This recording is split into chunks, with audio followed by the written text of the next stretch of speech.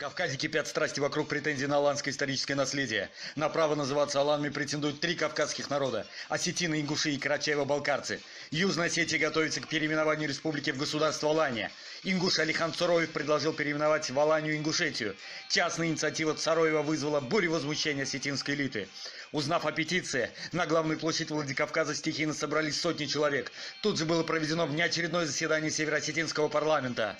В официальных кругах Ингушетии будет подниматься этот вопрос, то мы вместе будем решать.